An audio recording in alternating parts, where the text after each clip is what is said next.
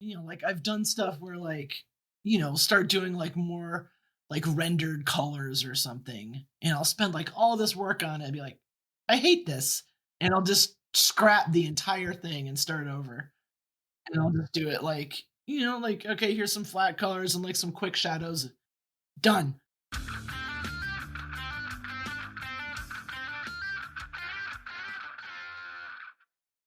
Hey, I'm Alex Morrissey. Welcome to Tradecraft. Each episode, I discuss the creative life and process with the people responsible for the books and comics we love.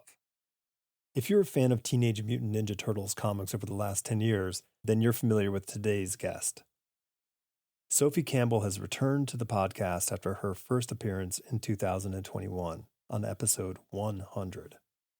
Sophie is a well-loved writer and artist who does her own thing, like Wet Moon and Shadow Eyes, and also knocked it out of the park for publishers on titles like Gem and the Holograms, Birds of Prey, Glory, Batman, and Superman. Fresh from writing Mothra, Queen of the Monsters miniseries for IDW, we sat down during a break from her drawing, but not writing duties, on Supergirl to dig into her process. Her work on Supergirl is lively and draws cues from the 70s comic.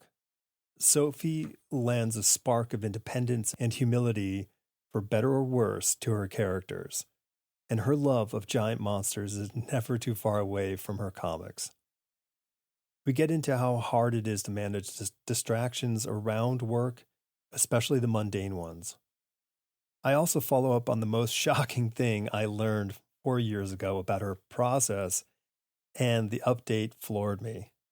If you're in the mood for some good old-fashioned comic people talking about the judo match that is making comics, grab a snack and listen in. This is me with Sophie Campbell. So this is a different experience than last time you were here, I guess 4 years ago. God, I know. I honestly do not remember. I have zero. What were we even talking about back then? You weren't Uh, even really Ninja promoting Turtles? anything. I mean, you were doing Ninja Turtles at the time, Right. Yeah, yeah. and I was like, all right, that was fine. And we just ended up talking about a whole bunch of like mindset stuff and lifestyle of working and story development. And you had just started role playing, so there were a whole bunch of just kind of interstitial things. And plus, back then it was live on. I guess was it live on YouTube? I guess it was live. Yeah, it was live on YouTube.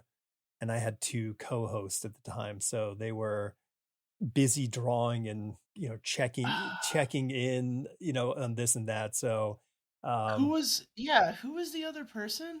Gary Gary. so Gary was doing at the time what he would call these kind of mashup drawings. So he would take the character from the guest's comic book and he would kind of make a logo and mash it together with one of the characters from his. So he had Yes. your the short-haired kind of punk rock girl who smoked sitting down next to his character, and it was United Moon, I think he called the Right.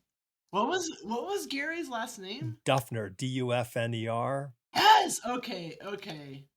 I remember Gary. Yeah. And he's always been a big fan of your work. So I texted him this morning. I said, I was like, hey, Sophie's coming back. I was like, I love her. He's like, I love her work, with exclamation points going on. I just Googled him. Okay. Mhm. This is all coming back. Right. And and he was kind of a wild dude. He's fun. He's a very safe, loose cannon. Right. Yeah. He also I now remember, we also we made you watch his sock puppet video. Yes. Because he was doing the sock God. puppet videos at the time. This is all coming back to me. I know, it feels like a million years ago. Like it. God, it does. This is the blur. Somehow life has become cat ears for humans. Absolute blur. But think, if it's cat ears for humans, what is it for cats? Like, wait, like you mean cat ears that are no, like, years, because it's like 7 years. Cat years. 7 years. Cat years. Yeah, I guess that's kind of accurate. Yeah, I think I just have no concept of time anymore. It's just, I don't know. That's a huge thing, because I remember when I was penciling in the olden days of the 90s, I would be stuck in my apartment studio for days. I would just I'd go grocery shopping and then I would work, and it would be like 4 or 5 days later before I ever left my apartment, which was Yeah, so not healthy. yeah, just working from home or whatever. Time, it just seems like a blink of an eye or Hmm. whatever. And I Yeah. I'm at the point where, I've been doing working at home for so long that I'm just like thoroughly broken, like as a like functional person. I know I it's just have like I'll sit down to do something and just kind of like, oh, check email real quick or whatever. And then I look at the clock and like 2 hours have passed. I'm just like, what? Like, what was I even doing? Or like, I'll talk to a friend and they're like, what'd you do today? I'm like, I don't know. yeah. I don't I don't know what I did. I couldn't say.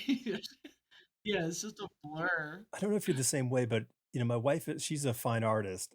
So we're always working. There's not weekends. So people go like, "Oh, what'd you Right. guys do? What did you do this weekend?" And I go, "I don't know."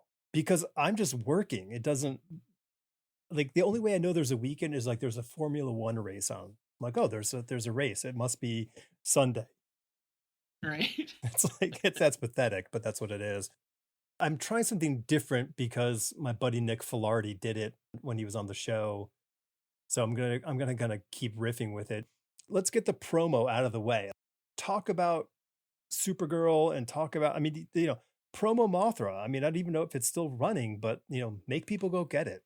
Yeah, the final Mothra issue just came out like a week or two ago. Sweet. This is number 5. Yeah, so go read Mothra. It's about Mothra, obviously. Is there any romance happening in Mothra? No, there's no No, romance in Mothra. No, no. no. Yeah, nobody hooks up Okay, that's a in Xander. Mothra. That's a Xander Cannon kaiju thing. Yeah, yeah. It's about two twin sisters.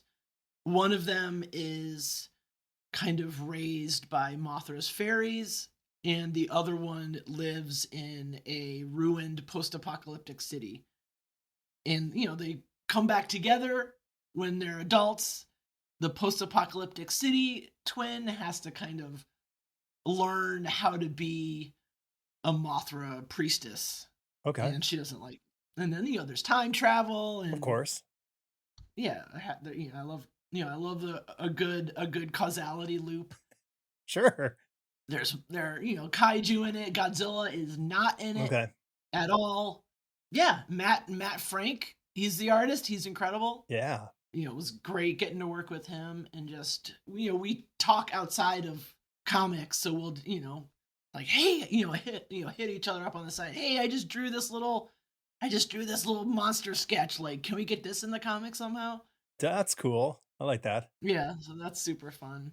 And then I think there's another book that I think a few people might be reading at the moment. What is that? Oh yeah, Supergirl. Yeah. So the writer and mostly artist on Supergirl, because I'm very slow, so we need a couple fill-in artists here and That's all there. right. Yeah, I would love to draw the whole thing, but I'm not the machine that I used to be. Yeah, so Supergirl, like, does it even need a pitch? I know. I don't think it does, but I mean, I think this is I think we're sort of in a peak Supergirl frenzy at the moment because as popular and wonderful as Kara has been for so long, she's in the movie pictures now, and that makes a That's lot of that's people right. excited. Yeah, yeah, Yeah, yeah. So this is, I have not seen the Superman movie, but I've seen her for cameo. little cameo at the end. It was fun. It's pretty much just me kind of riffing on like Silver Age, Bronze Age comics. Well, that's I okay. It's like that's the gist of it. I would so as I promised I would pick up a copy, but the comic shop. so this is good news for you, had to reorder 1 through 4. So I grabbed Yeah. all 4 and I read them. Awesome. Thank Yeah, you. yeah, yeah. Cover of issue 1 doesn't do it, but the covers of 2, 3, and 4 all have that silver and bronze age quality of you're putting copy on there, you're putting a title of the issue, you're doing all these Right. little things Right. which, are bygone elements. Like they just don't make the cut in the what it seems that they want editorially for comics today. Maybe they think this is hokey. I don't know. I think it's pretty cool to have copy on the cover. It's fun. Yeah, I like it, and it was something that I had never done before too. I'm like all these old covers, a character is like declaring something Yeah, or saying something. right. And just like I want to do that. Like there have been a couple where that don't have word balloons. Like number 3 doesn't have one. I think number 7 doesn't have one, or 5. Yeah, 5 doesn't either. 5 was like the Super Pets cover. Hmm. Yeah, I really like the word balloons. It's like Did you get pushback? I think the only thing I kind of got some pushback for up front were the thought balloons. Okay. Which once again, that's on the inside. You're doing also these throwback elements to a level that doesn't get used anymore. So the thought balloons, sort of the narration that happens for the reader's sake on the page with letters versus just the action and talking. Yeah, and I don't know if the idea of behind thought balloons has ever like really gone away, because like writers will just kind of use like captions Yeah, right. of the characters like voiceovers, which is basically the same thing Sure, it's just as a thought it's a balloon. sexier way of doing it. I don't know, like Yeah, it's like I don't know if the objection to thought balloons is because like they look silly, like they look like yeah, clouds or yeah, something. Like is they're that the yeah, issue? Like if they just had like a different shape, like who would dropped it be cottage okay? cheese on my comic book page? Or just yeah, or they look, I don't know, they look, it has this kind of like Hmm. child drawing a Remember cloud muscles kind when of you were a little shape. kid drawing muscles? Like they would Yeah, just bloop. Yeah, right. right, Yeah, it looks very like non-serious for like, right. but I don't know why exactly. Yeah. Like could a thought balloon have a different shape and still be a thought balloon? Like why is it a Hmm. cloud? That is a Like really why where did that come from? I don't know. okay, so let's get deep in this. So it's an ephemeral element. It's not visible. But word balloons aren't visible either. Right. Boy, somebody has to know when the first thought Yeah, balloon the first appeared thought balloon. in print because like you wonder if there were a few like efforts that just didn't make the cut. People didn't understand what was Yeah. happening. Or like they tried like different non-cloud shapes at first and it was Right. like too confusing or Like something. would an oval but with a series of ovals rather than the point like would Right. that sell it? I don't know. I feel like somebody's done that before. I mean, Maybe. everyone's I don't done know. yeah. But then why is an oval less silly than like a cloud? I don't know. Yeah, I mean, is there an oval consortium out there that has a very strong, union control over the use of Now I'm ovals? now I'm looking, or now I'm just like googling like real quick. Comics thought balloon history. I'm not expecting to get to the bottom of it like right Well, now. if AI is helping you, you're going to get the answer right away. No, I'm just gonna go straight to Wikipedia. Okay. Oh, the source of all No, no, yeah. I'll do this later. We're talking. I'll do this later. rabbit hole. There's always room to make the circle rounder. We as craftspeople are always looking to ways to like refine things and do things and change stuff, even sometimes just for the sake of change. But I really do appreciate like saying, hey, the tone of this book isn't the end of the world tone. It's a, Right. it's a lively storyline. So let's not be so prescriptive and saying, oh, well, it's got to be this way and it's got to be that way. Like, let's have fun. Let's go back to where she first appeared and bring it into this kind of life of comic books.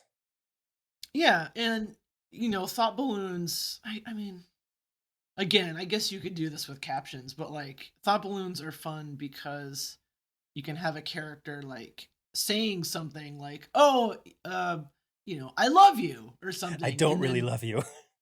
have a thought balloon like right next to it being just like, "Ugh, I hate you." Yeah, well, they're Like I guess you could do that with a caption, but it doesn't quite. but they serve different It doesn't purposes. hit the same. Because a caption Yeah. is that third person omniscient element.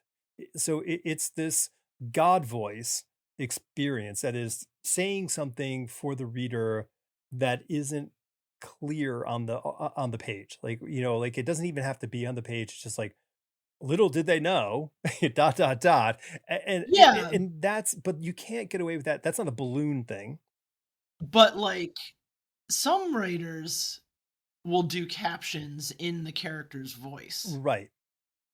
you know? Which feels a So little, in the sort of it's prose writing world, it's a little bit telling rather than show, or yeah, and like a voiceover in a movie, mhm, mhm. like you might be wondering how I got here, it's kind of. A Nicolas Cage movie. You're right. It's true. I love Nicholas, Mhm. but yeah, it's true. So, and it feels more like they're talking to the reader Right. specifically, whereas a thought balloon for me, it's almost like you're not supposed to be seeing it or Yeah. something. Yeah. It it's not like, yeah, it's not speaking directly to the reader. It's Mhm. just something that is happening to the character. The character just happens to be thinking this particular thing in this particular moment. Yeah. Well, I think it's cool. I like seeing it because I think, listen, man, it's comics. Let's have some fun. Let's get wild with things, and nothing's wrong. Like, you can do anything you want in this format. And I think you kind of picked the right book to do it in. Yeah, and I had like a little bit of touchstone with Supergirl beforehand, but like when they approached me or whatever, it's like, okay, I'm gonna go read kind of like a sampler or whatever of The like, Whitman sampler of Supergirl. yeah, different eras or whatever, and like the Silver Age stuff is great, obviously, but like the Bronze Age was like the stuff that like really spoke to me, I think. Yeah, and it has this kind of like freewheeling energy to it, Hmm. and I was just like, this is what I want. This is what I want it to be like. There was something about that period with the books, growing up and reading, especially DC Comics at that period. There was this whole sort of, you have no, like, anything could happen in this issue. They definitely teased the cover Right. of, like, Yeah. some guy, like their Superman, like polishing some guy's boots, and and you're like, well, wait, how did this happen? Yeah. Like, and it was just this crazy kind of time of, like, I think, those characters are so hard to write for because they have so much power. The challenges become greater for the writer to say, okay, well, how do I make this God character struggle? Yeah. For your story, I think by putting her in a different, like, you really do put her in different situations. You put her in Candor, you put her in her hometown, like all these sort of alien environments to her daily life. And I think that is really good because you're balancing that with the secret identity issue. So you have these sort of this like, who am I really kind of nature to the character. So you're kind of putting these two qualities together to create this uh tension within her throughout the story, and how she resolves that and comes to some sort of uh balance in her life is through these conflicts that arise because of X, Y, and Z. Yeah, and I think in a lot of those, like not just Supergirl, but like the Superman stuff too, but like a lot of it is not, how is this character going to like overcome this thing physically? Mhm. You already know what they're going to do because they're like, they're like super, super strong, super fast, whatever. Hmm. It's like, how are they gonna solve it? Yeah. Yeah, in number 3 with like Satan Girl, Hmm. where Kara turns into Satan Girl, and it's like Lesla or Lena, Yeah. or whoever could come in and just like, super punch, or like a super late, kryptonite laser, and then she's dead or Yeah. whatever. But there's more going on than just how hard is the hero gonna like punch the villain, Hmm. because like that's not really a solution per And it se. doesn't feel like it's her go-to action. Like every time she is presented with something from how you're writing it, her responses aren't, I'm just gonna bash that thing and that'll take care of the problem. Like she's very much concerned about like the second order effect of whatever her actions are, which is really Right. kind of, it's a very human approach, or at least hopefully human approach to behavior. We should all think about what our actions might do to others in the world. Yeah, and I think with Kara being kind of, she's supposed to be like, like 20, 21 or something like that. I have an issue coming up where she forgets about something. And it's like, oh no, like I forgot to do this Mm. thing. And then what? Yeah, she tries to think about the repercussions of something, or like the kind of and then Hmm. of something. But yeah, like, the fact that she's younger, like, she doesn't, sometimes she gets distracted or Yeah. something. I feel like that's the real kind of thrust of like these kind of characters. It's not even really, Superman was always Action Comics, Yeah. but it's like not really what it is. No, I think it's a bit more of a character play at times.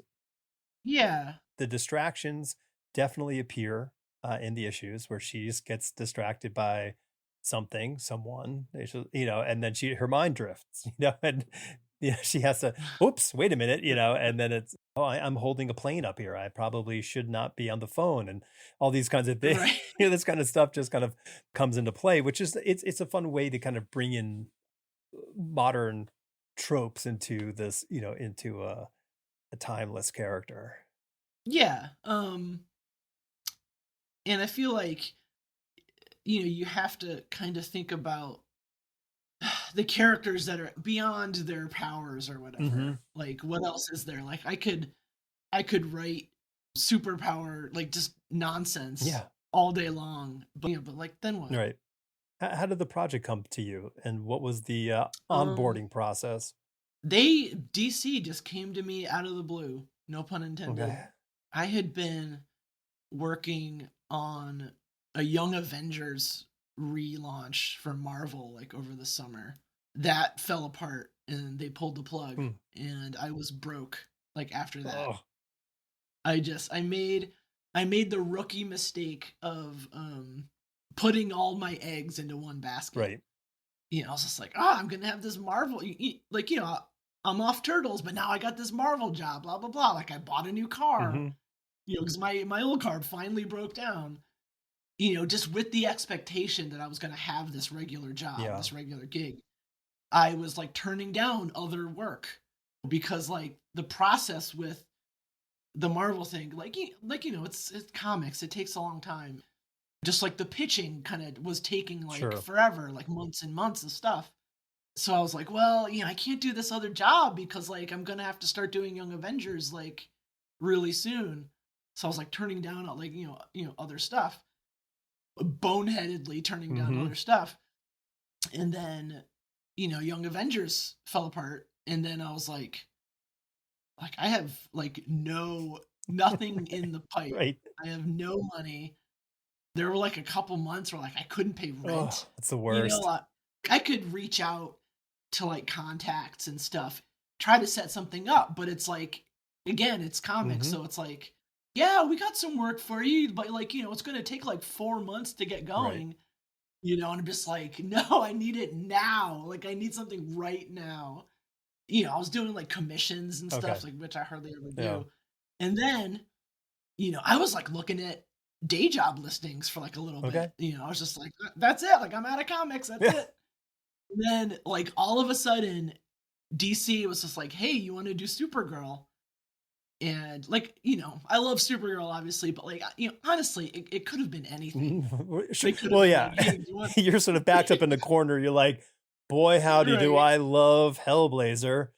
It would- Yeah, or just like something, yeah, like some random thing. It was like, yes, Yes. yes, I'll do it. Mhm. Sign me up. I'm ready. You know, and so that was it. And you know, Supergirl, like it took a little bit, you know, like again, it's Mhm. comics, you know, and there was a couple times where I was just like, should I back out of Supergirl and just get like a regular job because like I'm in trouble, Yeah. you Wait, know, like that why do kind you of. think you were like, what made you feel you were in trouble? I just had no money. I had Oh, no money okay. coming Okay. in. So Yeah. you were just concerned about that lead time, how long it would take before Yes, the checks came lead in. time. Yeah, yeah. Yeah. I get Yeah. that. Okay. And like, you know, and then like it happened like right around September or like, you know, like October, November, like that kind of Mhm. time. And I'm just like, great. Like then the holidays, you know, like comics industry like shuts Sure. down for like all of Mhm. December or whatever, you know, and I'm just like bugging my editor, like, hey, can we like, you know, get this going? Da da da. And you know, it worked out obviously and it Yeah. was fine. But yeah, that's it. You know, it was you know, I probably would have said yes regardless, Mhm. but it was born out of like Desperation. complete complete chance and financial ruin, Yeah. you know. No, So, I'm sure most everyone who's in this industry or any creative industry has that point. You're like, absolutely. I've yeah. if we're doing confession time, like I did, what was it, an 18-foot by 9-foot? Yes, a mosaic mural that big That's huge. of, wait for it, the Jonas Brothers. Oh my god. So What a it nightmare. was so, I mean, I have no idea who they are. I really don't. Like I know the name and Right. that's it. Like I just know they're these Jonas Brothers. That's it. They're just these like handsome Right. boys, And I'm like, I you don't know know. who they are. And so and so like, one of my clients was like, "Hey, would you do this?" I was like, sure."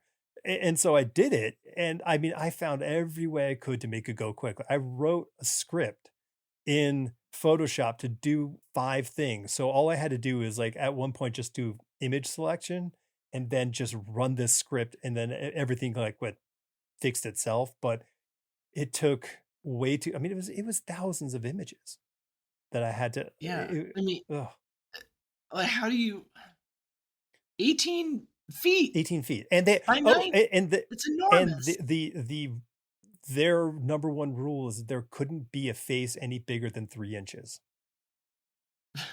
What? Yeah. Yeah. What?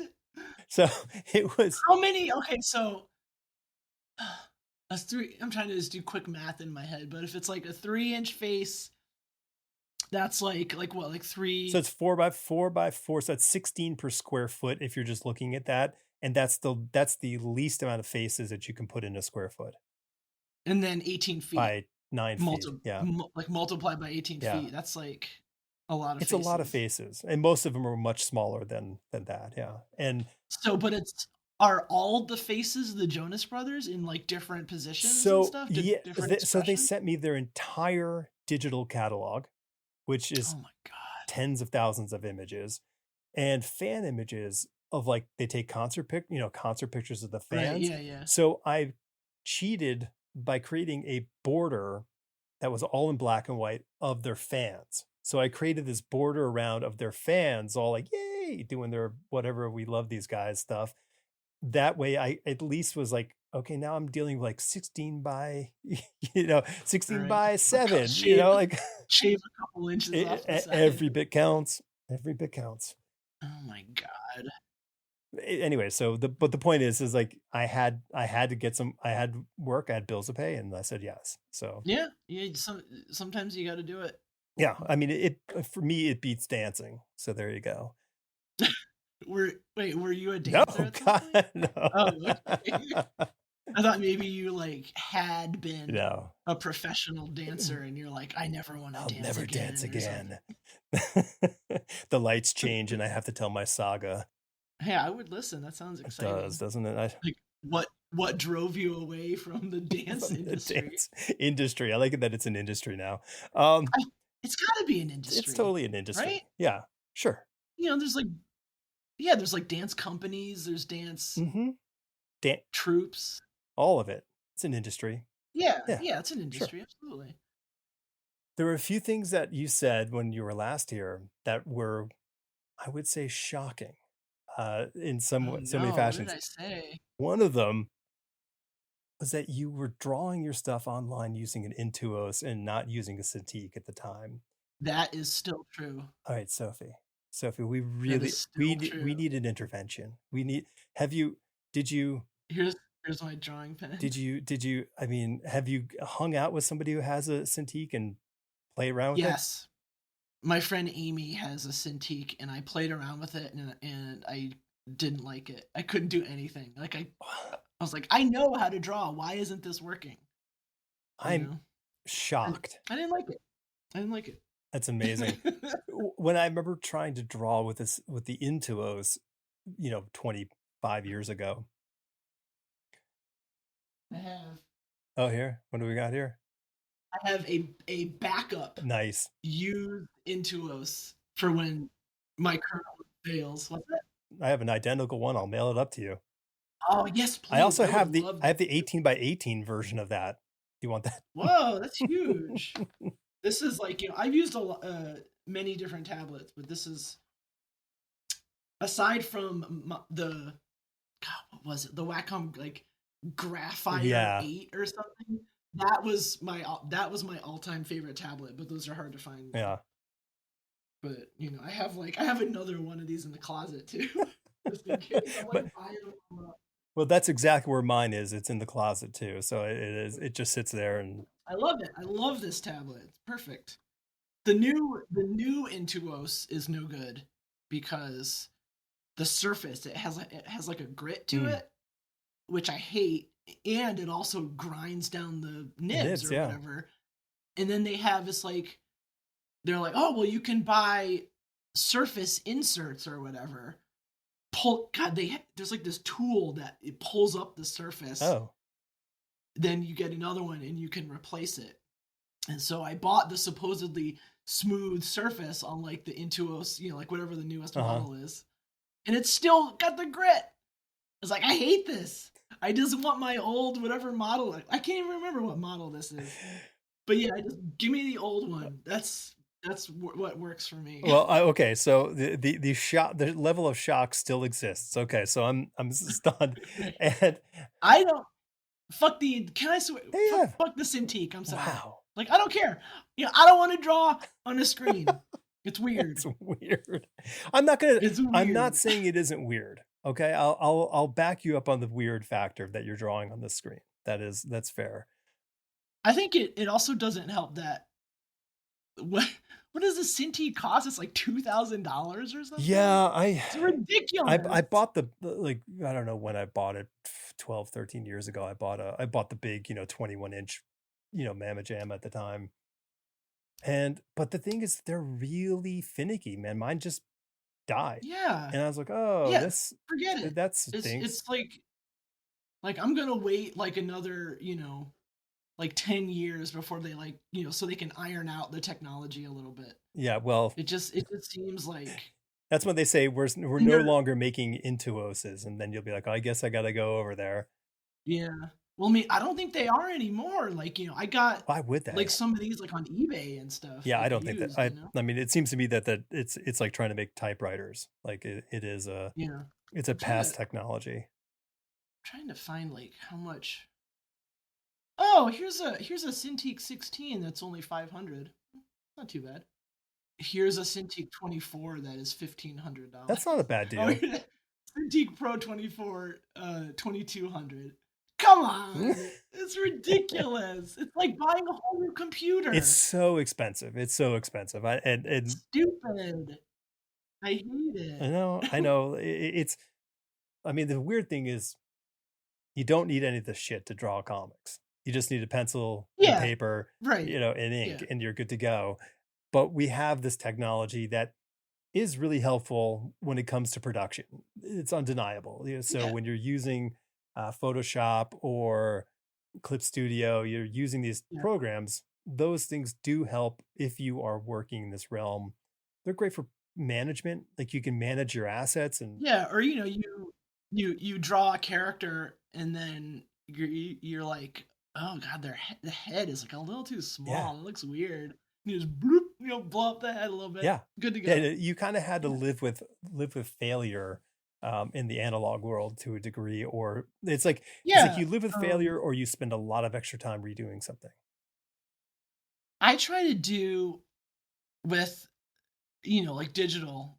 I try to do like I really try not to like get finicky with it. And my thing is I try to stop drawing on something like before it's finished, quote unquote. I like that. I get that. I get that. I'm just like, it's Right, done. because you can't, because it's so easy to overdo something. Like, if you're talking about looking at the email and then looking up 2 hours later, Right. like that drawing, especially when that finishing stage of drawing, you can kind of get locked into noodling and going. Yeah, and I never I if I work too long on something, I never like the end result. Like I'm always just like, this is like like I've done stuff where like I'll start doing like more like rendered colors or something, and I'll spend like all this work on it and be like, I hate this, and I'll just scrap the entire thing and start over. Right. And I'll just do it like like, okay, here's some flat colors and like some quick shadows. Done. Right. Yeah. I mean, it's tough because there is this kind of creative ambition that sits inside of us. Like, we want to kind of like do more, do newer, cooler, whatever kind of stuff. But you have to temper that with the reality that you're making a thing that has a clicking clock on it saying it needs to be ready at this Right. time. So you just can't, Right. you can't screw around too much. There is this finite level of work you can put into a page. Yeah, and like even stuff I draw for fun too. Like I try to just it's done. Yeah. Yeah, like I try not to just go overboard with it, and I find that I don't know, like at this point in both my life and career, like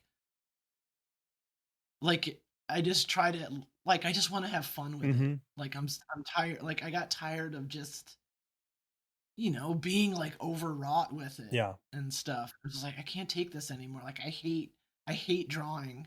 I hate drawing now. So like like I just want to try to have fun with it again and not be burned out and not just like like want to kill myself because I have to draw again.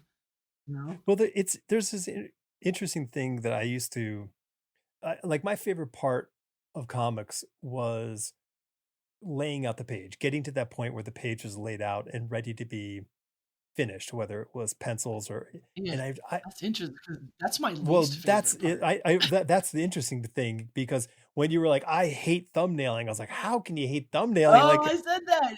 I was about to say, yeah, I hate so thumbnails. like that to me is like that. Like, I'm like, well, that's like the the appetizer. Like, oh, I get to thumbnail this out and kind of figure out all the little the I guess the geometry of the story, because you're Yeah, I mean yeah, that's where like all the big decisions happen. yeah, Like what's the panel going to be? Like what's the character going to be doing? Blah blah blah. Yeah, like that's the process. That's right. comics, really. But there's this, Yeah. but when we talked about the idea that you were saying, like, you were, I guess you were 41 at the time, and you're like, oh, I'm just not as fast as I used to be, and like, and everyone can identify with that. That is still true. I know, but I think what slowed me down was process development. I started adding more layers into what I was doing on the page versus my old approach was figure out your layouts, grab a blue pencil, transfer that onto the sheet, and then just draw it. Like Yeah. that was the process. And it was so alive and fun and energetic. And then as the years progressed, I'm like, well, I could get the light box going. I could do drawings on copy paper, and I could, and you started isolating all these elements on the page to make them so like cool and sharp and crisp and whatever. All it was doing was just adding hours to my day. It wasn't, yes, the pages were theoretically better drawn and had a lot, but they lost a lot of zip because Yeah. all those Totally layers get it. take stuff away. It takes things away. Yeah. I totally get it. Yeah. Yeah, that's kind of, I think it's kind of the same thing as like, I just want to like have fun with this stuff again. Mm-hmm. Yeah. Totally get it. What do you think is, if you could pick 1 to 3 things that you feel are where your time is being chewed up in the process? Oh boy. I mean, like, what do you feel it would be? Email, Okay. naps. Okay. Oh, God, I love a nap. I love a good nap. And I think just like chatting with friends. Okay. I think that like I know that's like a good thing to do. It's good to have friends or whatever, but like, I'm always like, oh, I'm gonna go see what Stephanie's up to, or I'm gonna go see what so and so's up to, and that is like I can't. It's like, without the day job, like you don't come home and now it's time for fun or whatever. Now it's time to chill out. Like it's all just mixed together in this impenetrable slurry, where like 1 second I'm like, drawing like I'm supposed to be doing, and then, like my like nephew will text me or something, and then that's it. I'm shot, or like, yeah, or just like I was doing a minute ago, like where I'm just like, where did thought balloons come from? Right. Sure. And then I'm off on some stupid rabbit hole, or and then my day is shot. I totally get that. And even just like normal stuff, like I'll have a doctor's appointment or something in the afternoon, and then it takes like 45 minutes or something. It's not like I even really have to do anything. I just drive to the place and then sit there for like 20 minutes and then come home. But like that is so disruptive that it's ridiculous. And then the rest of my day is shot. Yeah. Is just completely gone.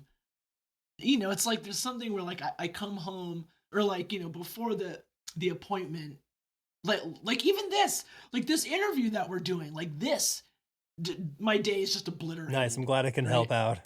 Yeah, absolutely. And like before it, like leading up to it, it's just, I'm like, oh, I can't really sit down to work because like in 2 hours I'm gonna have to like jump on the internet and talk to Alex. Right.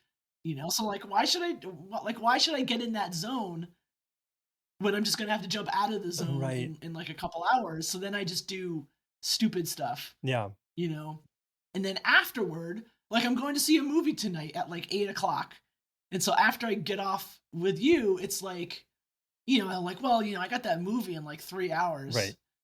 So like, what am I going to do in 3 hours? Like, but like realistically, I could get a lot done in 3 hours. Yeah. But the mindset is like, I can't reach my zone in 3 hours. And then I'm going to get home at like 9:30 from the movie.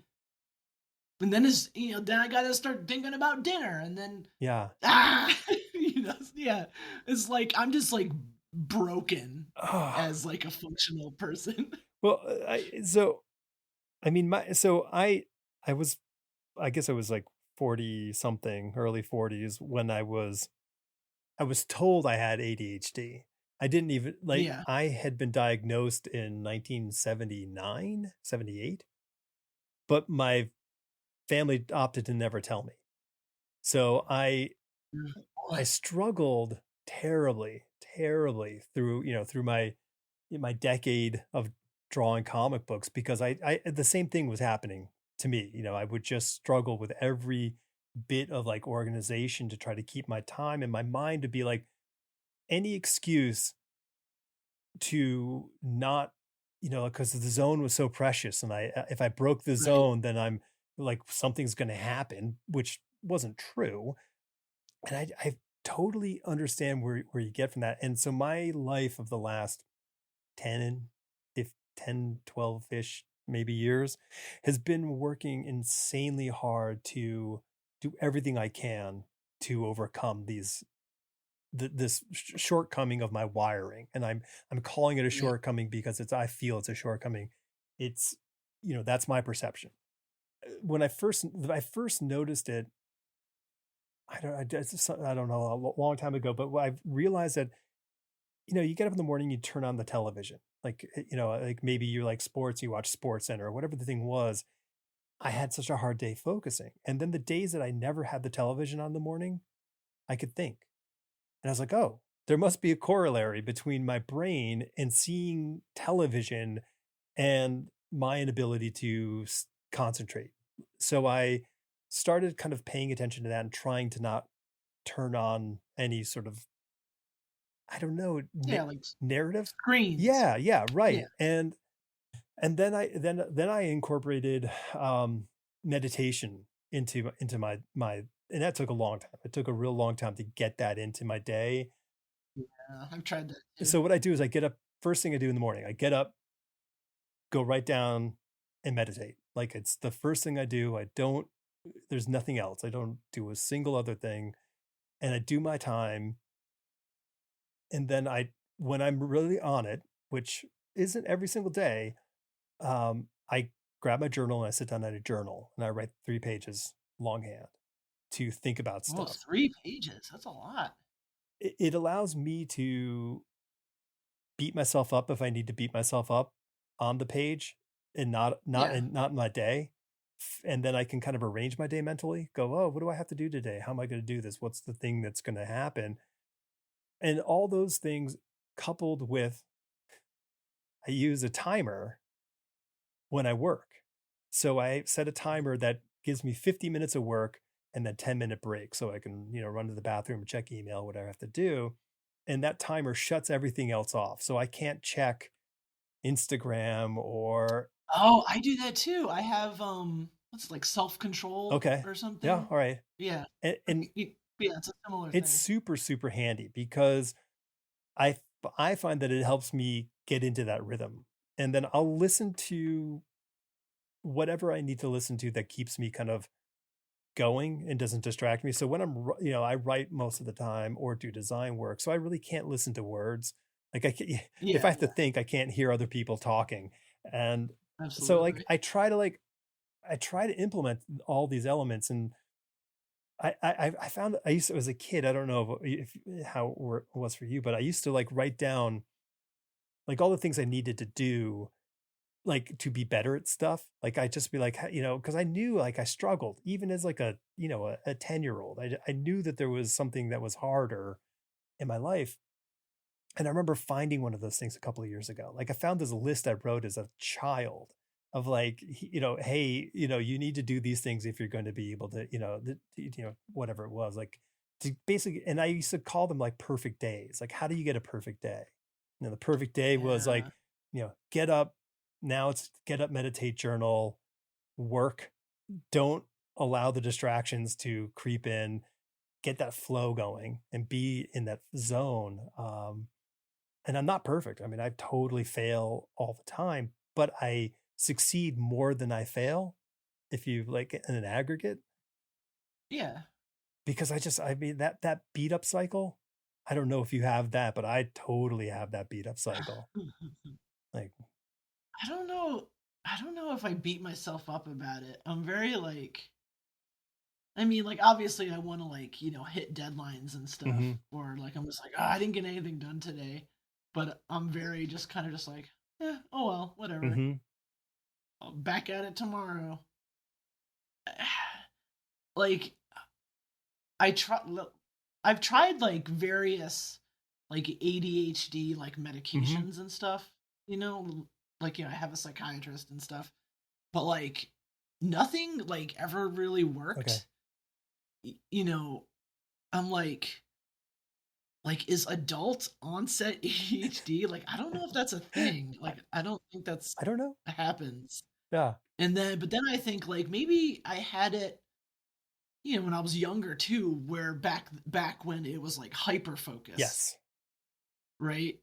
And I could just like get, I'd be like, oh, okay, this book I'm doing is 157 pages. That's going to take me 157 days, and that's what it would take me to do. Right. Um, and now it's like it's the opposite. I have like no focus.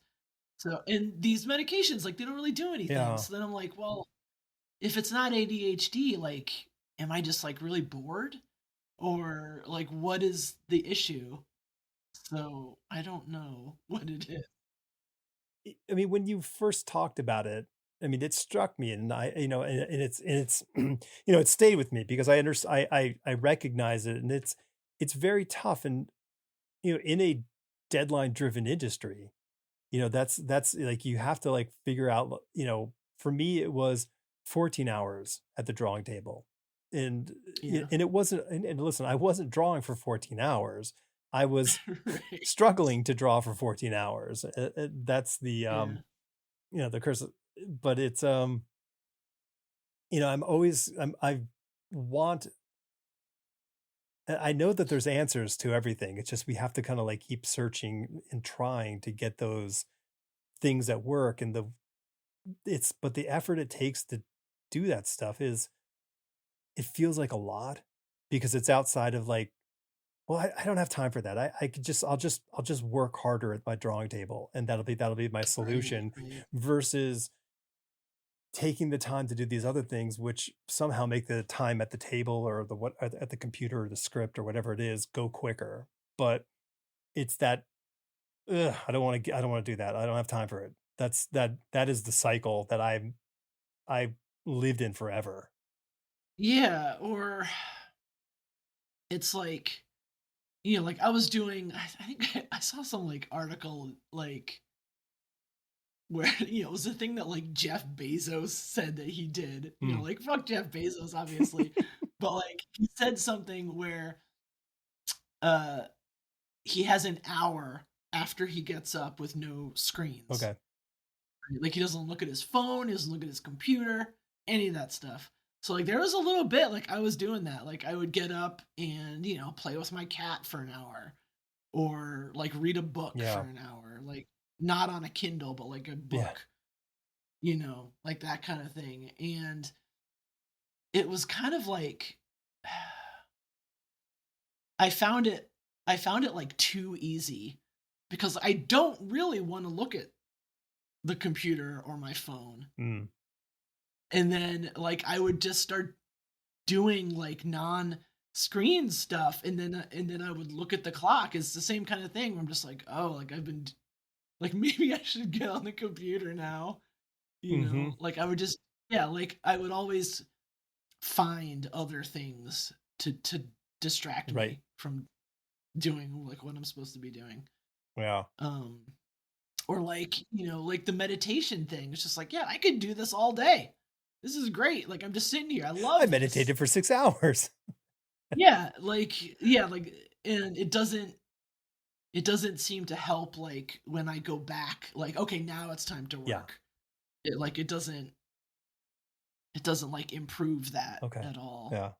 At least the way I was doing it, like I'm sure there's, you Who know, knows, right? Who knows? yeah, Yeah. I don't know. Yeah. I guess I struggle. I hate, I don't know if the word struggle is right. I dislike the pull of the phone or the social media pull, like that habitual, oh, well, let me just check. So I pulled it off. I got it off my phone 2 weeks ago, and it's so amazing. Like just getting those apps off the phone. I don't even like pick up my phone. And so my Yeah. next goal is to remove email from my phone and try that Oh and my try that god. for a month just to see how it goes. Because like all I do Yeah. is create excuses. I'm like, well, boy, I got to check it for work. I'm like, do I? Do I have to check it for work? Like I have a computer. I work in front of a computer all day. Right. It's Right. not like I don't have access to it. And if I'm driving or somewhere else, I don't need to check my email. Like I don't. I'm going to give it a go. See if it helps Yeah. No, that sounds good. helps Yeah, that sounds the good. brain, because I just it is those distractions that you're saying, like your brain will find. I mean, we're all really good at organizing, straightening things up when when we know we have to do other things. So our brains will be like, Yeah. hey, what's really good is that closet. The closet could be reorganized now. Yeah. Yeah, like absolutely. Like I'll do I'll do stuff that people are like supposed to avoid where I'm just like I'll go down to the kitchen to feed my cat or whatever, and then I'll look over and there's like, yeah, I'm gonna do the dishes. Right. Like I'm just like, yeah, I love this. You're gonna get all these dishes Yeah. done. It's gonna be great. The things You in that know? top cabinet, they're probably dusty at this point. I should probably wash those Yeah. too. Yeah, that's actually the one thing that I don't do a lot of is dusting, which I should probably do. No judgment. There's But no judgment. yeah, it's I don't know. Yeah, uh, I don't know what it is. If that's ADHD or if it's I mean, listen, I'm not, there's no, we are, I am in no way like saying what anything is, yeah, but like, but there are these things that happen, that hyper focus, that monotasking, like, living a life, like if life was just like, I only had to do this one thing, I think I'd be really happy. But like, yeah, it'd it- be incredible. but it's Yeah, I like, would love oh, that. but there are all these other things that either I A want to do or B have to do. And I'm like, I don't want to do those things. They're like, and they loom in my psyche, and Yeah, they sort of impede my wanting to do the other stuff, because I'm like, oh, I probably should be doing something with that other thing. And then you just vacillate in this kind of anxiety of whatever that is. And you're like, and then you're like, oh, I didn't do work on my work. Shit. And then you got to run back over there, right. so Yeah. I don't know. It's a Ugh. I mean, it's a challenge, because like if you work in an office, it's very hard to have any of those distractions, because you're accountable by being around other people. So that there Right, like somebody, yeah, like looks over at you and you're like on like Wikipedia or something. right. Like, oh, Right. There's only so many times you can yell over, like, did you know? And like right. until like, someone's gonna have a little bit of a conversation with you, and oh, okay. And I think like being in a separate place too. When in my old apartment, I rented out, or like I lived up in the attic first, and then after several years I moved to the middle floor into a new apartment, and I kept my old studio apartment on the third Oh. floor, and I used that as like an office. So like in the morning, like I would come out of my apartment and like walk upstairs to this other room. Hmm. And now that I don't have that anymore, I feel like that, like I'm just like, was moving out of that apartment a mistake?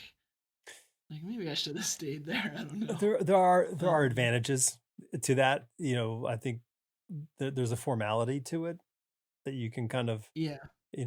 you're probably reluctant to leave your apartment without all your clothes on to go up to your studio apartment. See, I would go up just in my like Okay. pajamas. It wasn't like an apartment building. It was like a Oh, all house. right. Like there's a lot of old houses that are like divvied up into apartments. Hmm. So there was a chance that I would run into somebody, but there were only like, three or four other people like on the floor or Hmm. whatever. And people if I saw somebody like, they knew who I was and they're like, oh, going up to work, huh? I'm just like in my, pajamas Got your or whatever, just woke up. got your big fuzzy slippers on. Yeah, yeah, in the winter, like, yeah, I would like go up in slippers and, Uh-huh. I would just have like a winter hat on or whatever going up there, and I would just look like all haggard and stuff. But it was like casual enough that it didn't Right. bother me or Yeah. whatever. Yeah. It is a huge challenge working in your own home. It's just that the Yeah, distractions are absolutely. endless. Yep. It's good and bad at the same time. Yeah, it is good and bad. So shadow eyes. Oh God. Right. So I want to get into the response. Sounds like there's been an ordeal.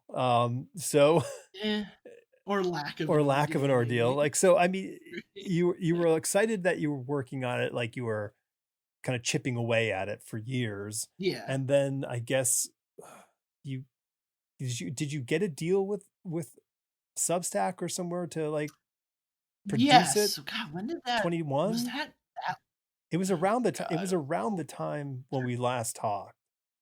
Oh my God. It feels like just yesterday. Yeah. Um yeah, so I got this thing with Substack where it was basically like here's a bunch of money Mm-hmm. and just work on a comic and like post like every 2 days or Okay. something, and like that's all you have to do. And I was just like, hell yeah, like I know there's like Nazis there or whatever, but I want that money. It was like 6 figures, like the most Wow. money that Yeah. I had ever made. I was just like, I don't give a shit. I'm selling out. But Listen, there's more good people than bad people there. So like it's the reputation is, yeah, it's yeah. yeah, it's whatever. And it sucks, Yeah, fine. sure. But like, and like, recently they were like, they have that thing where it's like they, like recommended blog or Mm-hmm. whatever.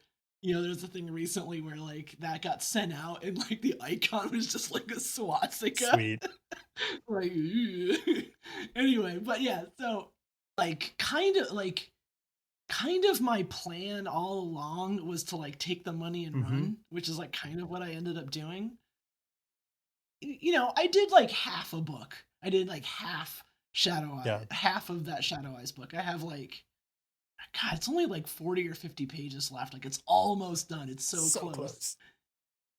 And yeah, like, the contract was like you have to post this number of times a week or whatever. And like secretly I was just like, yeah, I'm not doing that. Right. And I just like, I hardly posted. I didn't finish the book. And in like, the second year or whatever, like I just didn't really do Mm-hmm. anything. And then because I was like working on turtles and stuff. And yeah, I just like I didn't do anything that was like outlined in the contract. I didn't. It was incredible. Yeah, and I got all this money. Oh, it sounds, I mean, because I think, Tom King and Elsa got a similar deal as well to do their thing. Yeah, And like yeah, they came out kind of gangbusters for a few months and then whew, they just disappeared. yeah, yeah. Like the only, I think like was it Josh Williamson? I think, yeah, Who I think he did was something. he? There's still a lot of people. They went for a lot of people. Yeah, And they went for a lot of authors. They've been, yeah, I mean, I yeah. get it. They want to get eyes on the people who produce stuff. Was it? God, was either Josh Williamson or like maybe like James Tynan or something? Mm-hmm. But like a couple of those people, like they really turned it into kind of like a Yeah. business or whatever with like employees and and they're still going or whatever, which is Yep. cool. But like most of those people, like myself included, like I'm just one person. I don't have like any of that kind of like business sense or whatever. Like I'm just sitting here in my pajamas and I knew up front Like there were a lot of people that were like this is the future of comics. Like, so they're like they're shutting down their Twitters and all sorts of stuff. Like going over to Substack, I'm just like, I don't know about that. Yeah. And like I knew it in my gut that it was gonna fizzle like within like 3 years. Listen, it's a And newsletter. It's a newsletter, and it's a writer's platform. I've been publishing the podcast through it for years because it's an easy platform. You just you upload the thing, and it puts all the information right there on Apple Podcasts. So all the information's there, so you can just type it in, and you're good to go. yeah. And it's just it's an easier interface than other interfaces. So I'm like, all right, that's fine. I'll use this. And yeah, I don't know. I mean, it's not the future for comic books. It's not the future for podcasting. No, It's a newsletter. it's just a site. It's just a newsletter site, and it's fine. Yeah. 40 more pages. What are you going to do? Like, let's say you can get the 40 pages done by the end of next year. You can just chip away one page every week and a half. Just I'm making your. I can't even think about it. But I mean, are you gonna chase a publisher? Are you with signing for a publisher who gives you an advance to do the book? Would that like be the motivation for you to finish it, or would you just be like, I feel like I would normally say yes, but then Substack gave me a ton of money, and I still didn't finish right? it. Like I think the concept of that is backwards, because it's like someone hiring you and saying, yeah, but like no real deadline, just get it done when you can get it done. It's the same I see what thing. you mean. It doesn't like, Yeah, but if yeah. a publisher says, hey, so here's $20,000 for this advance for the for the graphic novel, and we're going to get it in all the bookstores around the country and the comic shops, blah blah blah blah blah. And you're like, oh, okay, great. And they're like, and you have to hit your benchmarks, on delivering all this stuff. They're not giving you that check up front. They're just giving you part of it. I mean, publishing is smart in that respect, and they've figured it out. Give you they know we're idiots, so they're gonna make it. They need that carrot right in front of us that we go, okay. What I wonder is how you maintain interest in this thing, because it's not it's not there. It's clearly not like tapping you on the shoulder saying, right. Oh, it kind of is like metaphysically or something, right? It kind of is, because I still love those characters and everything, and I think about Shadow Eyes often. I just it's crazy to think back. I was talking to some friends of mine about this old self-published comic that I used to do in the mid 2000s called Mountain Girl. And between other projects, I would do, a 30-page mini comic, have it printed up myself in 30 copies or something, and bring it to conventions. And just, squeezing that in between other projects, it seems unfathomable to me now. I think with Shadow Eyes, it's I'm Supergirl. It's that's all I can think about. Right. I can't I'm thinking about Shadow Eyes, but I can't even I can't stop and be like, okay, I'm gonna do a page of Shadow Eyes today. It's unfathomable. Well, you're lifting a lot with Supergirl, because you're not only just writing it, but you're also drawing 4 out of every 6 issues. Yeah, that's a lot. It's a lot of work, and it's not just penciling. You're penciling and inking the thing. There's no sort of you're not doing the shortest steps of the thing. That's overwhelming. I can't, I have a hard time thinking about any other writing projects when I'm on a draft of a novel. I don't want to sit and write a comic book proposal. My brain, all my thinking, all my storytelling capacity is being used up for 4 hours every day. I don't want to do that again, because there's no money in that. But that's, so I totally get that. I just wonder, you're not even the same person to a degree.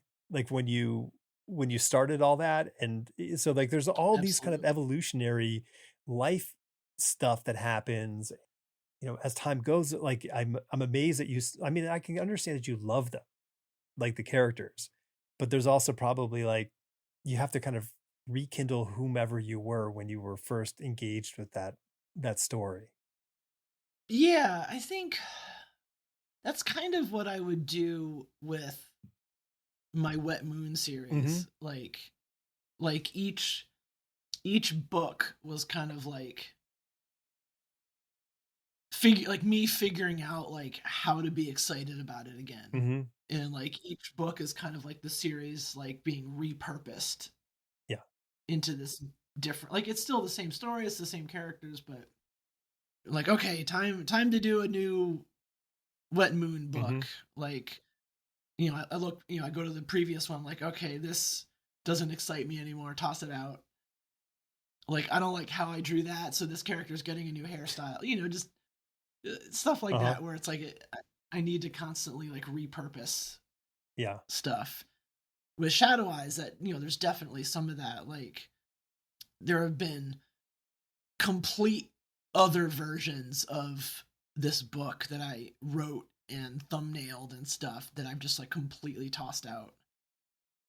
Like all like I would go back to it like 2 years later and just be like, oh god, that sucks. I don't want to do that anymore. Right. So yeah, it's definitely tough. Maybe like when I go back to it in earnest or whatever, maybe I'll look at those last 40 pages and just be like, well, that's a stupid ending. Sure. Or I'll just completely change it again. I don't know. Yeah. Just oh god. I think like the biggest kind of like upset with it happened. I don't even know. Like I can't even remember like when it was, but like Shadow Eye's publisher reached out. I probably shouldn't even be talking about this, but I don't really care at this point. So my publisher reached out and they were like, "Hey, rightfully so. Hmm. I'm not like saying they were wrong, but like, hey, how's how's Shadow Eyes 2 going or whatever. The sales on the web shop have like kind of like slowed to a trickle, and if we had another book, it would kind of like give the first one a Hmm. boost, that kind of thing. If you're not going to be finished with it like in this time frame or whatever, we're probably just going to pulp Right. the remaining copies of the first book. I didn't take that well. Like I get it, Hmm.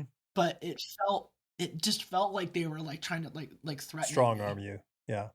Yeah, be like, "Hey, if you're not gonna finish this book, like we're gonna pulp your Hmm. shit, and that's it." I didn't like it, and I was like, "Go ahead, pulp it." I was just like, "I'll finish it on my own." Like, how about we just cut our losses Mm. and just walk away? That's it, done. Yeah. They were like, "Well, like maybe we won't pulp it after all." Right. Just like I'm like, "Oh, okay, so you weren't really gonna pulp it." Yeah. And I'm just like, "All right." And I bought a bunch of copies from them, Hmm. just for like, my own archives or whatever. Like I bought I have like 3 boxes that are downstairs. I can't even lift to bring them upstairs. And just like give me my shit and I'll finish it on my own and I'll post it on Tumblr or Right. something. Bye. That was basically it. It feels like they jumped a level of in the DEF CON scenario. They like went from DEF CON 4 to 2 in the engagement where they shut. Yeah, or something like yeah, no, yeah, like I didn't like I don't have anything against pulping old stock that you can't sell. Sure. Like Shadow Ice has never been a big seller, and that's totally fine. But just like the way like the assistant editor or whatever was like talking to me about Hmm. it felt like yeah, like they were trying to strong arm me, like you said. Yeah. That's And I was just like, "Fuck that, like I'm out. Like I got other shit to do. right. I don't need this right Right. now. This is Like obviously I want to finish it. I'm not just sitting here on my ass doing yeah. nothing. Like I'm doing other things and I've been working on this book, since before you guys. came Mm-hmm. along to publish it or whatever, just let me, I'm gonna just do my thing, and that's it. Just yeah. Yeah. Well, I'm not trying to strong arm you either. Right, I appreciate it. Sticking with the theme of these intangible products that are or projects that are in ether like Shadow Eyes. You had also mentioned how much you would love to do a Gamera book. Yeah, I would love that. That'd be so Have you fun. have you have you even entertained how speak to anybody or find out what the I have no yeah. idea because like the Gamera company Kadokawa, they're like they don't have like a stateside office like Toho Okay. does. Hmm. They're just yeah.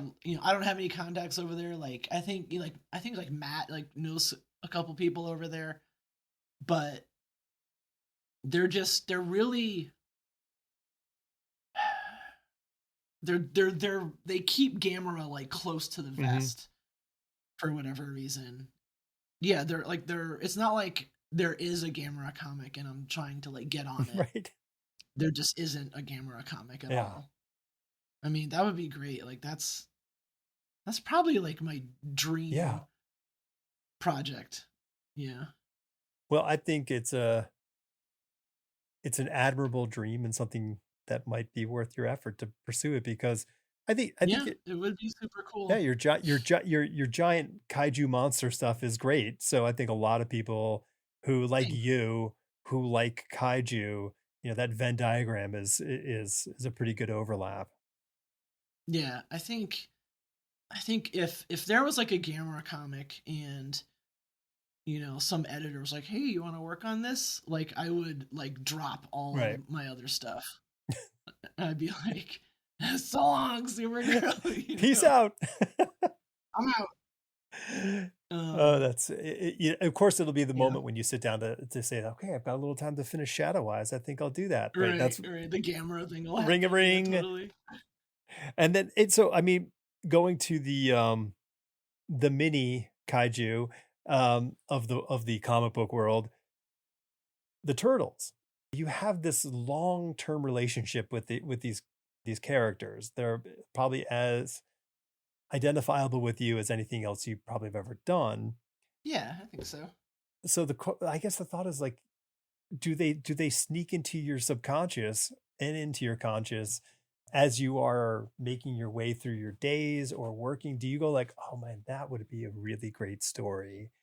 Does that pop in your head, or are you I'm seeing a nod. Yeah. Sometimes, I think like I think I mean the thing with turtles is I don't know. I wasn't fired Hmm. really. It was more just like, well, no, this series has been running for like 15 years or whatever. We're gonna start over at number one and have new people come Hmm. in. It's like, oh, okay. Yeah. And then, like I had some like mini series I wanted to do that like didn't happen. And so there's definitely with turtles, there's definitely like kind of a bitterness Mm. there where, there was like all these storylines that like I left hanging, that I had planned to follow up on and stuff like that. And like none of it Yeah. happened. I'm working on one issue of the Battle Nexus miniseries coming up.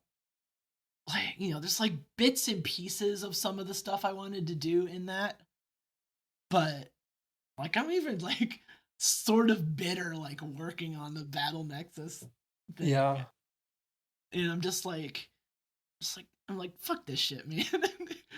you know? Sophie, it's so comic book. I mean, everybody's lost their thing in comics. Like nobody, Yeah, oh yeah. you know. Yeah, absolutely. It happens all the time. It's bigger than me. Hmm. Like it was crazy that I got to write the main series for like 4+ years or For whatever. sure. Like that's crazy. I wrote like over 50 issues for that and like I should be happy with it, but there's still a part of me like I should be the one doing that. That's my Well, there's series. Like I know it's not. yeah. It doesn't make any sense. It's completely Yep. irrational, but there's still a part of me that's like like that should have been me, There's a Yeah, I can't help it. I've obs- I guess I've isolated the idea that there is a prevalent pathology in people in the comic industry as the creators, because we nobody enters the industry as like, oh, this seems like a job I can do. I have these drawing skills. I'm Right. just going to draw this whatever this job is. They're all fanatic lovers to, to one degree or another of this stuff. So we are victims of our own nostalgia and heart's desire. We will sit on glass and do this work because it's like they're like, well, yeah, cool, you can have this job, but you're gonna have to sit in glass to do it. And you're like, well, okay. All right. Like, Makes sense. and Yeah. so it's so tough because a thing like that, the turtles are like, and it's a very different phenomenon because they're fans of the turtles from cartoons, comics, and movies. Like the entry point comes from all these Yeah. different angles. And I think it might be like the first of those of that kind. Maybe Batman, Superman. No, I don't know. Maybe, but there was no dedicated. I don't know. I'm not gonna talk out of class here, but like that whole idea that modern and toys. I forgot. Like, I mean, so you Toys. have all these kind of overlapping elements that can totally obsess a child's life at one period or another. And then if they just happen to be so inclined to be artistic and go, I want to do something like that. Next thing you know, they're stuck in this sort of Yeah. this, I don't want to, weird relationship with their work. I guess that's the easiest way to put it. Yeah. I guess I mean, there were, like when they first approached me uh to work on it, like I said no because I was like, I'm too big a fan. I can't Oh, work that's on it. interesting. It's too much pressure. And they wanted me to be like the regular artist at one point, and I said no. It's just like it's too, I can't handle it. It's like too much emotional pressure or whatever. But like, I don't know. Like once I got like working on it and writing, there were a couple times, there were 2 or 3 times where I was just like, I'm gonna quit. Like I'm Mm, gonna walk off this. I didn't. They gave me more money or whatever, so I kept doing it. It's kind of like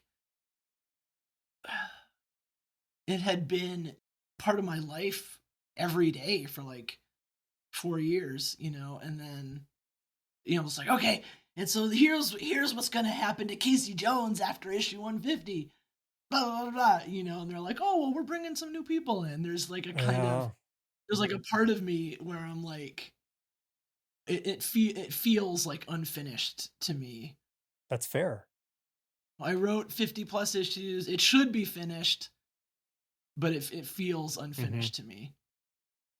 This character Alopex, like the white fox Hmm. ninja. I had her leave New York, toward the end of my run. In the back of my head, I'm just like, yeah, and then she's gonna do this and this. It's gonna be great. Hmm. And then just it's like, and then she leaves the city, and And then that's it. and that's Yeah. it. And like I can't get that. I can't get the Alopex spinoff going. It's the resolution, the lack of resolution. Yeah, there's no closure. Right. There's no, Because for me. it's a creative death. It's a relationship that is ended that you didn't have control. There's no control, there's no closure, there's no way for you to resolve it on a creative level. Like I mean, psychologically, you can go like, well, it was a job and that's it, and I'll move Yeah, it's a on. job. Yeah, But like emotionally and creatively, it's very hard to kind of like close that loop because you don't get to that point, even though you may have it in your head. There's a difference yeah, between the sort of that versus the realization of it. yeah, yeah. And it's like, I don't know. And it's complicated. Like I know that I was like extremely lucky to get to work on it at all, much less as long as I did. And it's bigger than me. It's bigger than any one creator who works on Mhm. it. And like I can do other things. Like I have other ideas and interests and stuff. But there was just like something something about like I guess like I don't know, like the way it ended, or just like the fact that like there was a point where I was going to quit. Mm-hmm. You know, it was just like too much pressure, and then I stayed instead, and it was just like, okay, I'm gonna kind of like redouble my efforts, you Yeah. know, and I'm gonna like have like, you know, these, like I'm gonna push for this, you know, stories that I like really you know, want to do, that I had left by the wayside, blah blah blah. And then again, yeah, it's just like, oh, by the way, this is gonna be like your last story arc. Right. And I'm just like, wait, but how am I gonna fit all this into like 5 issues? Like, what are you You're talking like, I was about? gonna This is break up with crazy. you. You're right. Yeah, kind of. It's kind of like Yeah, that. totally. Yeah, Totally. like it's so stupid, you know. It's like kind of childish in a I way, know, but but that's the whole that's goes back to that pathology. Like it is childish because the whole thing connects to your childhood.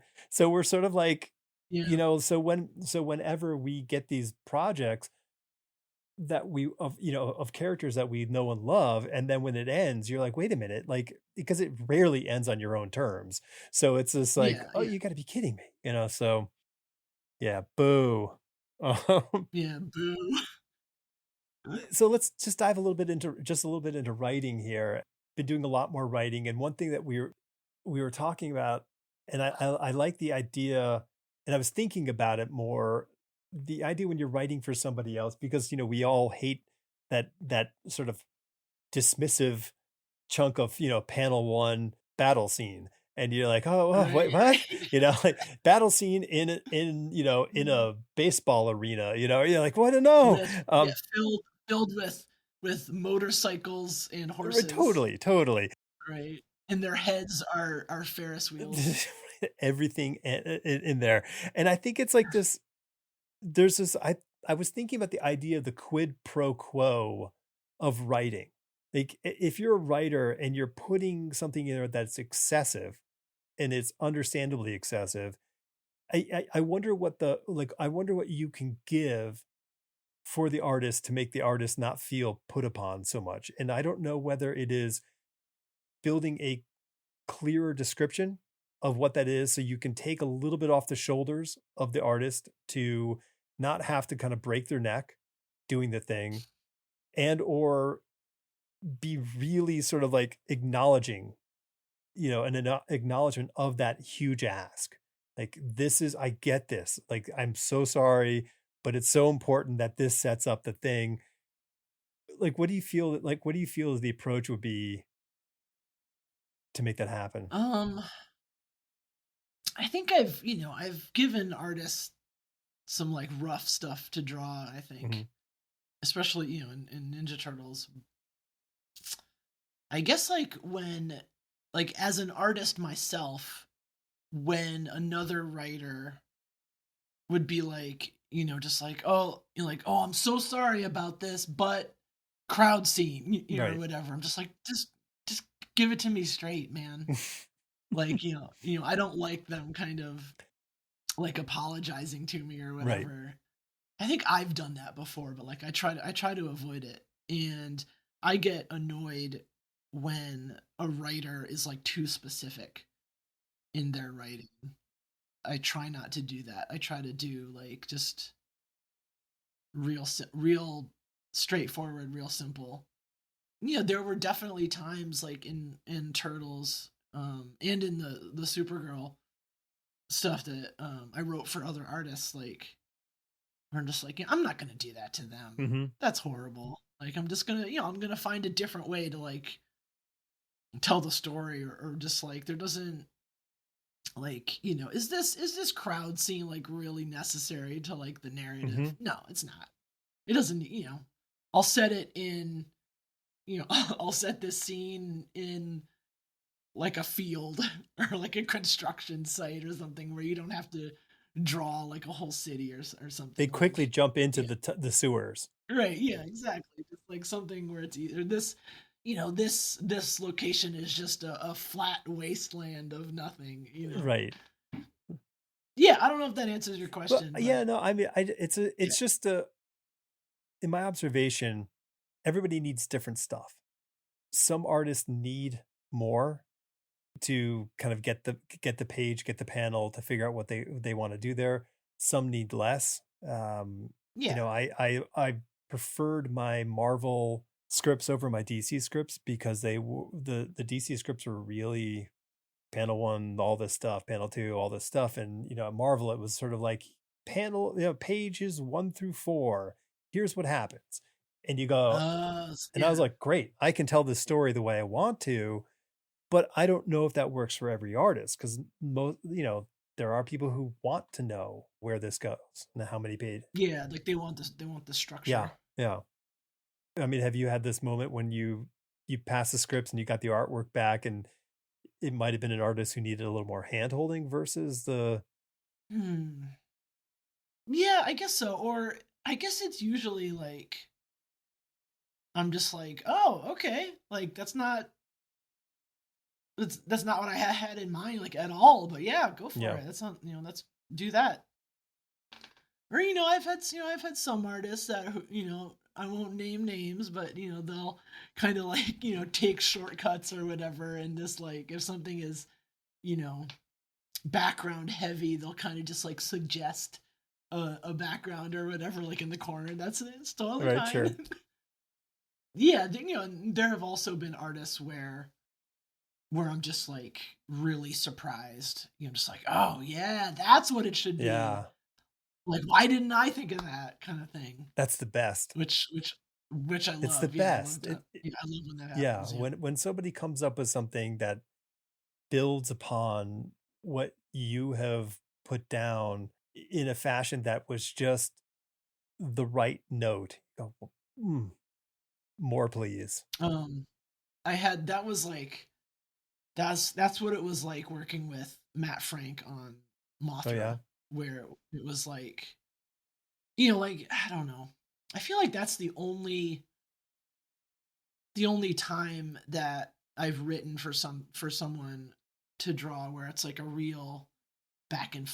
forth kind of thing, which I like. Like a lot of like a lot of artists like on Turtles or something, they would be, kind of chosen by editorial or and there's no like No dialogue, team. between in the team or whatever. Like I couldn't,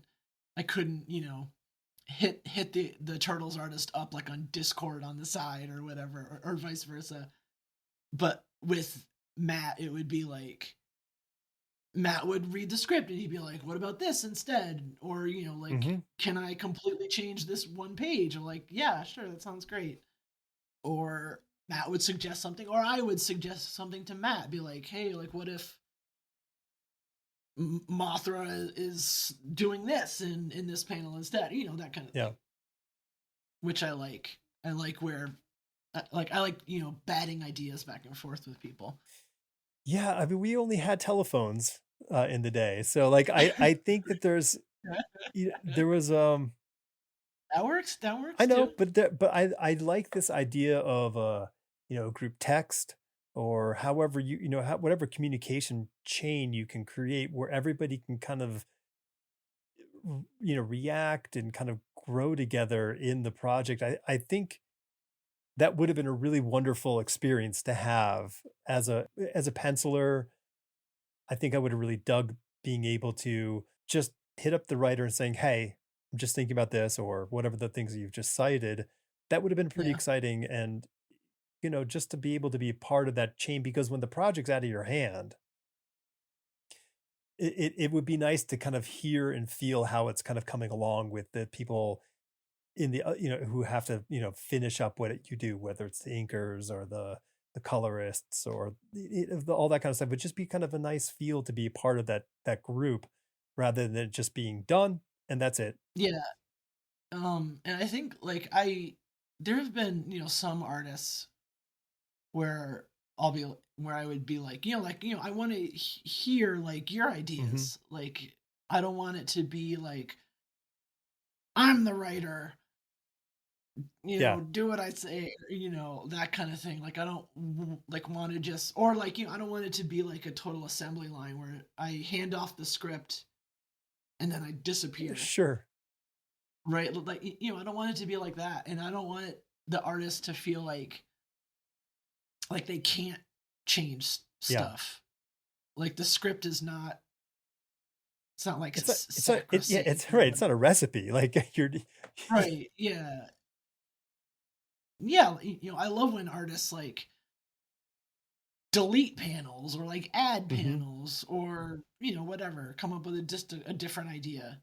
Like like there have been artists where they'll do something else and I'll go back in and like rewrite dialogue like based on what they drew Yeah. or whatever.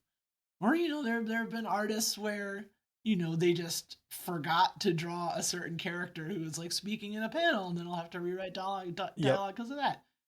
But whatever. Yeah, I mean, it's the chance that's a last chance to act on your end. Right. Yeah. I just like it. I like it when the process is like more like Mhm. fluid, and like things aren't locked in until like the last second when it goes off to print. Yeah. Yeah. Yeah. I think I think that's not, to me, that sounds very happy and healthy Yeah, it's way to fun. approach it. Like obviously I never worked for like I never worked in like the Marvel bullpen or whatever back in the day, but like I wonder if that's how that kind of was, cuz like everybody was in the same place Right. and you could kind of be like like shout over the top of your cubicle or whatever the artist had and be like, "Hey, what is like what does Galactus's helmet Right. look like?" Like that kind of, or like, "What if Galactus has this instead of that?" I don't know why I picked Galactus, but whatever. He's popular.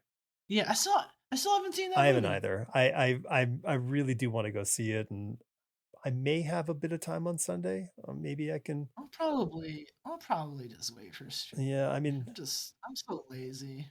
This movie that I'm going to see tonight, Toxic Avenger. This oh is like the the only movie that I've seen all this year entirely. wow.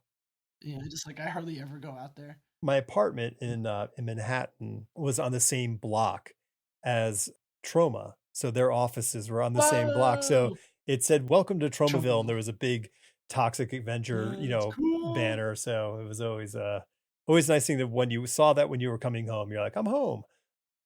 Oh, that's awesome. I'm a huge Toxic Avenger fan. It is amazing how it has stuck around for so long, I know, it's brought so crazy. much joy to so many people. With Supergirl, how far out are you plotting? And do you have like a sort of like an end arc for your mind? Like I can take it this far, or are you writing for like 8 issue arcs, 6 issue arcs, and do you have like, oh, I've got 3 or 4 of these in mind? Um, right now I'm doing, it's kind of like what is this? Six, yeah, 6, 7, 8, 9, 10 are kind of like not standalone, but they're kind of just like silver agey Hmm. stories that just like a bunch of kind of not one-offs, but and then issue 11 we're talking about, like I want to do kind of like a longer, like more serialized arc. So I think that'll be like 11, 11, 12, 13, 14, like 15. And then after that, there's some other stuff that like I can't talk about. So like I don't know. Yeah. I mean, it's they're talking about it kind of far out. Like, well, at least it looks like I'll have a job for the foreseeable Right. future. That's good. So that's cool. Yeah, I'll be on this. I'll be on Supergirl for a That's while. great. Yeah. Do you now, when you're like, so like I was saying earlier about like when I'm working on a novel draft, I have a very hard time thinking about different things. How, like, are you like psychologically entertaining? Like, how, like, like, can I write another book while I'm doing Supergirl? Like, are you open to other stuff? Yeah. I mean, I was writing Mothra at the same time, but like I don't know. It's with Mothra. It was like I didn't have a hard time with that because it's like, again, there was like this kind of like like team or Hmm. whatever with Matt. and like that really helps me. But if like I'm kind of just like on my own, or if I feel like I'm on my own, like it's more difficult to kind of juggle things. And with Mothra, it was like not that not that I could like turn my brain off or whatever, but it was just like, okay, like I understand Mm-hmm. this. Like I understand Mothra and how like this particular story is going to go. Right. And it's like I don't have to like really sit down and like, think about this and that kind of thing. So it was kind of like obviously it was like a published book or whatever, but it was like after I got done working on Supergirl and like kind of like taxing my brain or whatever, like I would just like work on Mothra to like blow off steam, Okay, cool. Yeah. So yeah, I think if like if they wanted me to write another series or something where like I would have to like do research and like get a feel for the characters, like I don't know if I could handle that so much, especially with drawing at the same time. Yeah. I mean, that's the labor. There's a whole lot of labor that goes into that. I think we've hit all the points here. I think we've had a nice. Were there any other shocking things? No. I think I covered the bulk of the shocking moments. I'm still reeling from the Cintiq, but I'll get past it.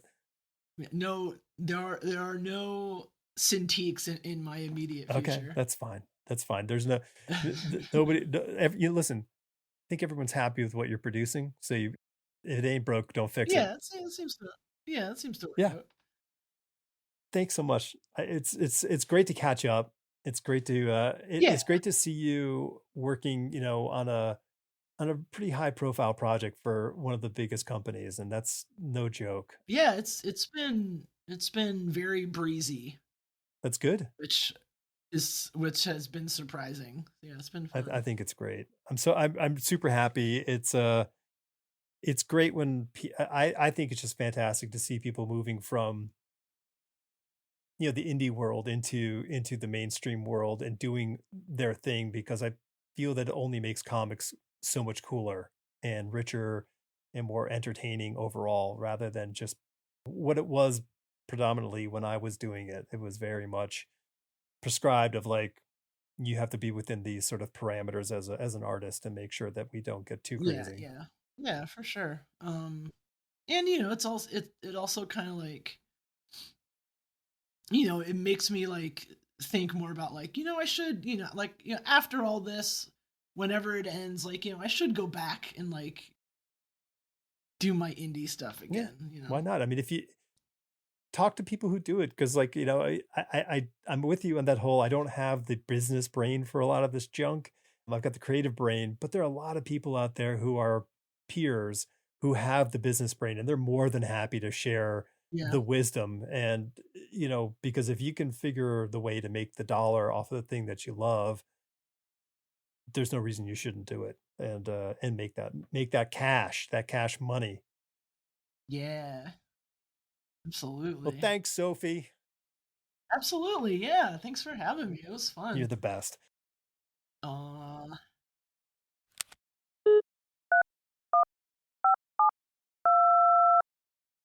You never know what or where the conversation is going to lead with guests.